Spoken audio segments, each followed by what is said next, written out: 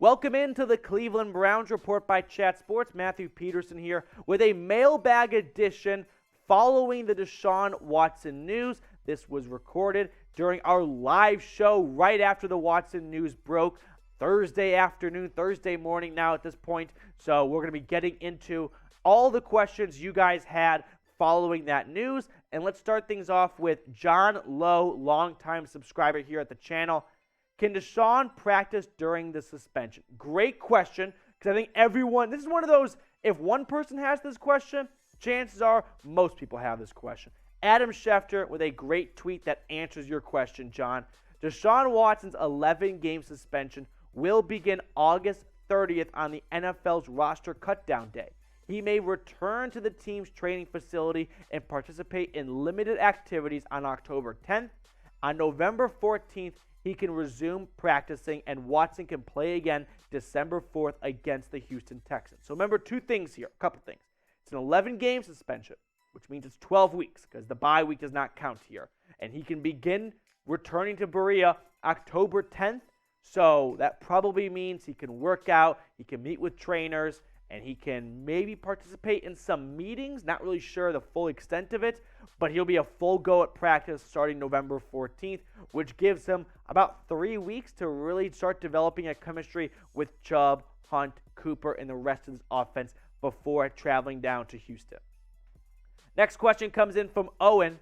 I still think we are a 9+ win team, 3-3 in the division, beat the Panthers, the Jets, the Falcons, the Texans, and the Commanders, and steal 1-2 versus the Patriots, Saints, Dolphins, etc. So the way I approach just schedule predictions is just splitting games a little bit. Meaning this team is, if they don't win this one, they'll probably win this one. I don't like to just pencil in Week 12, that's a win, no doubt about it. You have no idea who's going to be playing in Week 12. But just looking at the schedule as a whole, Panthers, Jets, Steelers, Falcons, that's a 3-1 stretch with Jacoby Brissett, right? They can beat the Panthers, they can beat the Jets, they can beat the Falcons. Maybe you lose to the Steelers, or maybe you start off 3-0, you got a letdown game in ATL. The Chargers, the Ravens, the Patriots, the Ravens, the Bengals. That's kind of the next stretch of games. That four right there, 1-3, 2-2 stretch. Chargers will be tough, but it's the NFL. If you tell yourself Al Pacino any given Sunday enough, you can talk yourself into beating any single team any week. Patriots, I think they got worse this offseason. Hopefully it's not a 45-7 repeat. Ravens and Bengals, those are tough games, no doubt about it. You got the bye week coming on Week 9. Week 10 is at Miami. The Dolphins, I don't know what to make of them this year. It all comes down to Tua, so it's really hard to predict what that game will look like so far in advance here. But that is the current slate of games right there. And then this is the slate with Deshaun Watson returning. At the Bills, home against the Bucs without Watson, those are tough games. But Texans, Bengals, Ravens, Saints, Washington, Steelers. At the end of the day, I don't want to start going game by game, going win, loss, win, loss, whatever, because it's very difficult to do that without knowing who the starters are. But this team is talented enough, no doubt in my mind, to win 9+ games without Deshaun Watson. Like you said, without Deshaun Watson for 11 games, 7 wins, 7-4, I think, maybe 6-5. I think they're going to be above 500 when Watson returns. That's my prediction. But how many games do you think the Browns will win without Deshaun Watson? It's 11 games. I think they will be above 500 when he returns. 6-5, maybe 7-4. This roster is so good. If it was called the Dallas Browns, no one would be as nervous. But because it's Cleveland, people aren't really caring about the fact that they have Pro Bowl and all-pro talent virtually at every position. You have Amari Cooper, you have Nick Chubb and Kareem Hunt. You have a top 5 offensive line with all-pro talent at Petonio and Teller and Conklin. Hopefully Jay Wills makes a nice bounce back this season. At the defensive side of things, Myles Garrett, Jadeveon Clowney. JOK is going to make a huge step forward this year. Your secondary is stacked. Grant Delpit, Denzel Ward, Greg Newsome, Greedy Williams, AJ Green is CB5 for crying out loud. This team will be in contention when Watson returns. You heard it here first. Now, are you subscribed to the channel? If you are, Type me down below in the comments section. And if you are not, let's change that by clicking on that subscribe button, getting locked in for some of the best, if not the best, according to my mom, Browns YouTube coverage out there.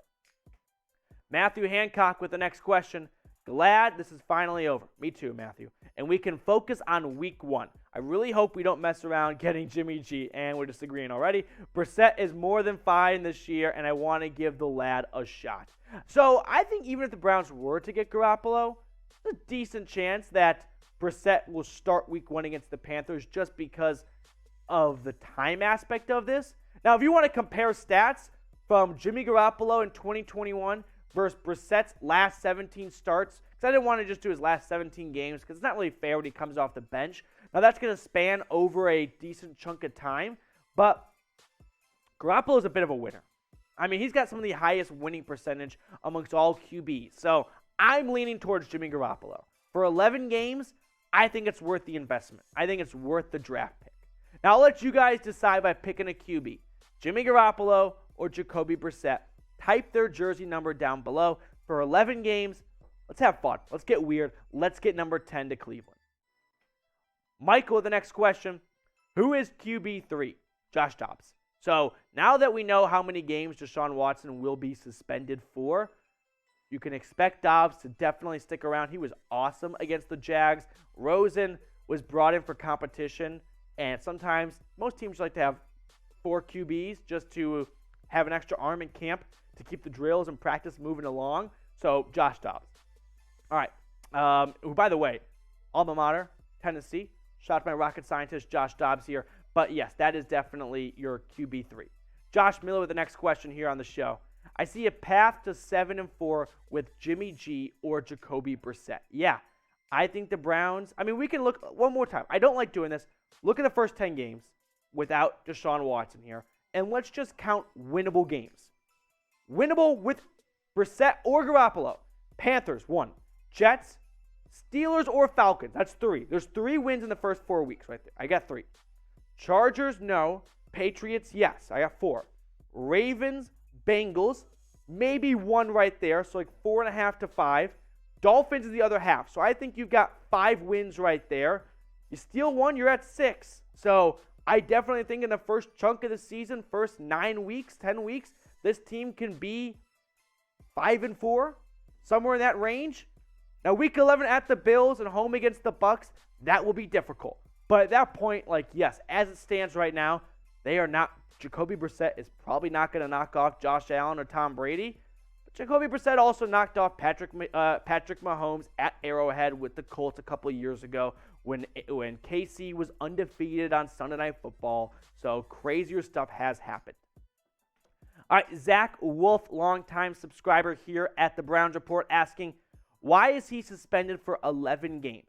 That only hurts the team and not Deshaun. I thought it would be 6 games and $10 million fine. Thoughts? So Field Yates, I believe it was, tweeted out saying Deshaun Watson was willing/pushing to basically buy back games, right? Saying, hey, take games off the suspension, increase my fine. Ultimately, I don't really know how they ended on 11. It is bizarre because most suspensions for starters are even numbers. Does make you wonder if the NFL was like, we want 12, you want 10, let's do 11, and let's get the TV ratings up for that Texans game because Deshaun Watson returning to Houston, we want to see that happen. Let's just take our money and run with it. I do agree it's bizarre that they landed on the number 11. It's a settlement.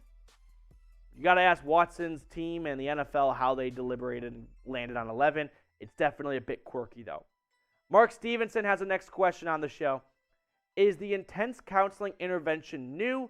Just seems like there's a lot to it. No, if you recall, when Judge Robinson made her 6-game ruling, it was more than just 6 games. It was also every game check he would miss, which would tally up to $345,000.